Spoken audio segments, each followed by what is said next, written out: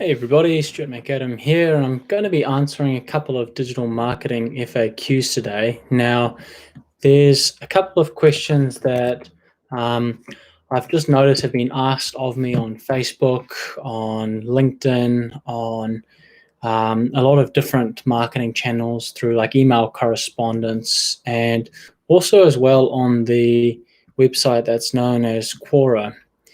So I'm just going to open up a couple of them and just answer them off one by one. So someone asks, what is an effective marketing strategy? Well, an effective marketing strategy is one that can engage your target market with the product that you're trying to communicate with them, whether that is shoes, whether that's peanut butter, whether that is beer, whether that is a TV, whether that is software as a service, or whatever it might be. You've got to look at how you can engage best with the people and then put together an end-to-end communication strategy that can help you achieve that. Okay, so I've got the next question. How many web developers should I have in my digital marketing? Well, if you've got a good web developer, you only need one. Just one. One good web developer will be enough. So if you can do that, I would recommend just have one. Next question. What is the history of advertising and advertisements? Ooh, that's a very long question. I'll skip that one. What is the smartest marketing example that you have seen recently? Two examples, Starbucks and Coca-Cola deciding that they're not going to advertise on Facebook and instead leverage the power of their brand and public image and use public relations to achieve that. And they've been able to get millions upon millions of dollars in free publicity and not have to spend a cent on social media. So it's a big win for both of the companies. And it's actually a very clever way to, get people talking about your brand a little bit more. Where can I pay an online marketer based on the results, not on a time or fixed amount? Ooh, you can find people anywhere that can do that. Unfortunately, I don't think you'll find the best freelancers who are prepared to do that. The ones who can market your brand particularly well know what they're worth and will charge you either a retainer or by the hour. So I wish you good luck with that, but you're unlikely to find success. Next question is, where should I focus my marketing efforts when my business is open but slow? The best place to go is LinkedIn, social media, other social media platforms like Facebook, Twitter. Focus on reaching out to people in the community. That could be local community groups, little local boards, organizations that you could partner with. That would be my advice. Next question is, how are you planning to include Google keen in digital marketing strategies moving forward? That's a clumsy question. Not going to answer that one. Next question is, what is a practice which firms outsource marketing activities to a community of users? Not very well worded, but we'll answer it anyway. A big example is sort of search engine optimization and web development. Very often you find that some of the biggest companies don't have local in-house people that are working at the company. They're often outsourcing it to countries with freelancers who may be based in India or Indonesia or the Philippines or wherever, that have a knowledge about how to do that sort of thing, but aren't sort of working at the office. So I'd say SEO and web development would probably be two of the biggest examples, although with the recent turn of events with COVID-19, that seems to be shifting away where a lot of companies are actually supporting businesses that do everything in-house. So, yeah. Next question, how do I write a winning scholarship essay for the digital marketing program? Don't know what the program is, so I'm not going to answer that. How effective is television advertising? Still surprisingly effective if you've got the right product. A lot of these paid infomercials, which promotes products like blinds and shutters and like the NutriBullet and those sorts of products do tend to do particularly well. So I would say it's effective if you've got the right product, but for most, it's not most products. So probably only something that you could sell en masse and scale pretty easily. Next question is, what are several things on social media that job recruiters could be wary of? Well, if you're somebody who enjoys having late nights out, then you're going to want to probably get rid of all those photos, because recruiters are very often looking at those types of platforms. If you are politically inclined and you're leaning, sort of quite intensely one way or the other, and you're posting that sort of material on professional platforms like LinkedIn, where people can see that, then that might be something which could attract the attention of recruiters as well. So I would just say be very wary and mindful of posting content on those platforms. You're free to say whatever you like. Huge supporter of free speech. But it's something which your potential employer will be having a look at, and recruiters will be getting plenty of information through that. Next question is, what is the most important element of advertising and why? That's a very good question. The most important element is your ability to successfully engage your target audience successfully. It's easy enough to engage them, and not get a result. But if you can engage them successfully, your chances of converting them into a paying client that's happy and promotes your business is a lot greater. Next question is, how long does tail theory affect marketing segmentation strategy? Theoretical and irrelevant. Not going to answer that one. How can I collect emails for email marketing? Good question. You can embed a form onto your website which pops up after 15 to 30 seconds after someone's landed on your homepage or landing page. You can share a link to the sign up form on your LinkedIn page, social media page, professional page. You can reach out to your network of family and friends. Those are just a couple of the ways you can do it. There's plenty more methods as well, like sort of some SEO tactics, but you probably have to research those in a bit more detail. Next question is, which programs does a digital marketer know how to use? Well, how long is a piece of string? A digital marketer should know how to use at least one or two platforms well, like really, really well, whether that's an email marketing platform like MailChimp or Klaviyo or ActiveCampaign. If they're a website developer, they should have an understanding of how to use Wix or Squarespace or WordPress. If they are somebody who is in sort of business management or project management, they should have a thorough grip on platforms like Asana.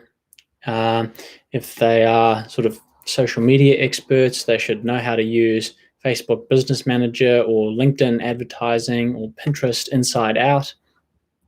And if they're sort of in another niche like web development, they should have a pretty good grasp of SAS or CSS, and JavaScript, HTML coding, and that sort of thing. So, just go out and ask them what their specialty is, and sort of ask them how much they know how to do within that platform.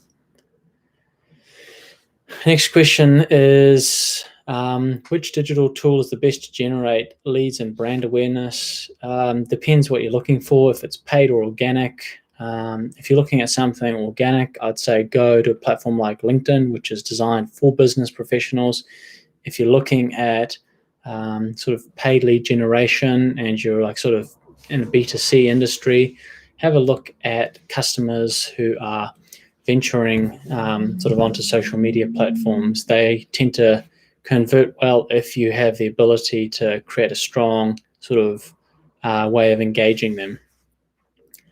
Next question, what are the best marketing business podcasts on Spotify? I'm not on Spotify, so I don't know. I would say go to Tim Ferriss's podcast. He's normally pretty good. And I'll promote another one. I hope her podcast is on Spotify, but it's called Kiwis in Business, and it's hosted by a lady called Linda Shackelford. She's an old colleague of mine. We've worked for many, many years together on different projects here and there. Very smart lady as well, and got some great New Zealand entrepreneurs on her show as well. Okay, is it a good way to recommend myself for a job if I will make a website layout with my vision and my ideas on marketing strategy? Yes, it's something different, something unique, and instantly stands you out from the crowd. If you're able to identify some strong areas where that company that you're applying for improves, then you can certainly go a very long way. And go ahead to the next question. What winning strategies do marketers use to market an app for free?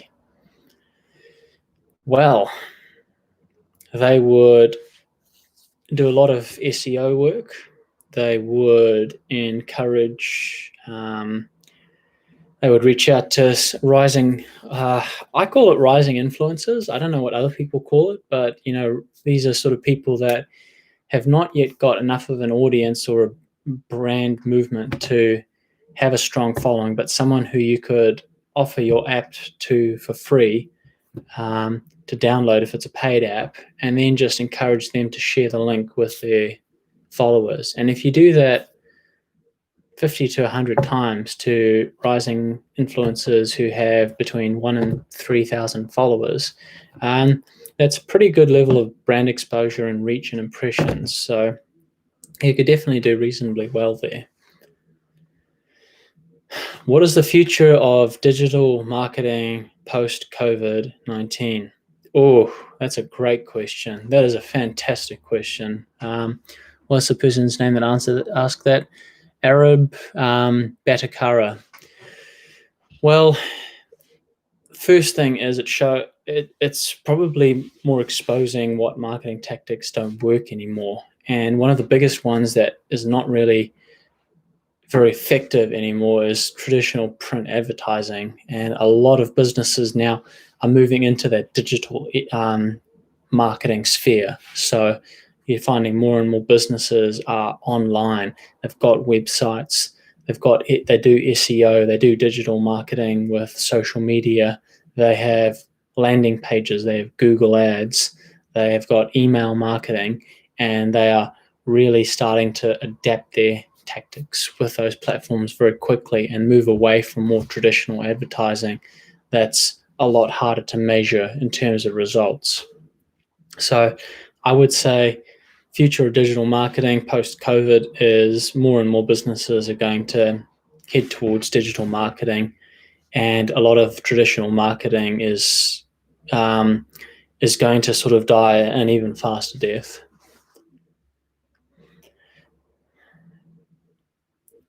Okay. Next question is, how does one go about marketing a funny comedy routine but does not want to be a stand-up comedian? Well, market it as a program, I would say, or a series, but just say this is the comedian. And, like stand-up has a very unique type of presentation and performance, and you've normally got like a set time limit in which you can sort of do your routine. But it's sort of, if you're just wanting to promote yourself as like a funny comedian, then I would say just put a couple of funny videos up on YouTube, on Facebook, on other social media platforms, and start building up an audience, and do that organically. Next question, why is public relations important in marketing in 2020? Well, that's a good question as well. The reason for that is public relations is important in marketing in 2020 is because if you do it right, then you can get some really good brand traction, and people will see your brand and hear about you, and you'll be able to get features and coverage for little to no cost beyond what you're paying for the agency or freelancer who's doing that work for you. So there's definitely a very good way to get some good market traction there. Next question. What do developers do at a marketing company in 2020? Well, that's again like the piece of string question. Developers exist for various reasons. Essentially they're hired to write code, but what kind of code they write is completely varies depending on what you're trying to achieve. So if you're at a market research company, it may be coding for sort of different surveys. If you're working at a marketing agency that does websites, it'll be for web development. So, like HTML, CSS, JavaScript, that kind of stuff. If it's,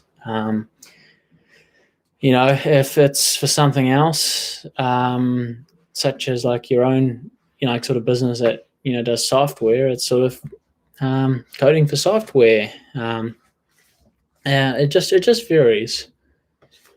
How do I create a digital marketing strategy is the next question. Well, start with what you're trying to achieve. So first off, what's the problem that you're trying to solve? Who's your target market? What exactly is your product or service? And build it up from there. Start having a look at who your potential target market is, in terms of personality, in terms of day-to-day activities and problems, and then start looking at where they're consuming information, how they're likely to find out more about you, and you'll find that the strategy slowly figures itself out as you go along. And by that I mean you'll be able to determine whether it's better to go with Google Ads or whether to go with LinkedIn or Facebook, or whether you're better off doing a social media strategy as opposed to a content-heavy based strategy. Okay, next question. What do you love about your career in social media marketing? Well, I work with a client now who's in social media marketing. Is my only client I do this type of work with right now. And the thing that I really enjoy is he's just a really nice guy to work with. And he's offering us, a solution to a very big problem that a lot of people have. And for many, it's actually a dream job and a dream career. So to know that I'm indirectly being able to contribute and help reach people who have this dream of landing this job and being able to provide them with useful information, whether that's free downloads or paid for paid products and books and stuff. It's tremendously satisfying. Next question is, how do you get 10,000 followers on Instagram in 5 minutes in 2020? Well, you can go and find someone who can give you 10,000 subscribers. There's no guarantee that those subscribers will be real or interested in your product, but that's about the only way. I wouldn't recommend it because you can really get punished. Well, that's all the time we have for now to answer these questions. So thanks very much, everybody, for tuning in. If you found this video useful, please subscribe to my YouTube channel, and we'll see you in the next video. Thank you very much.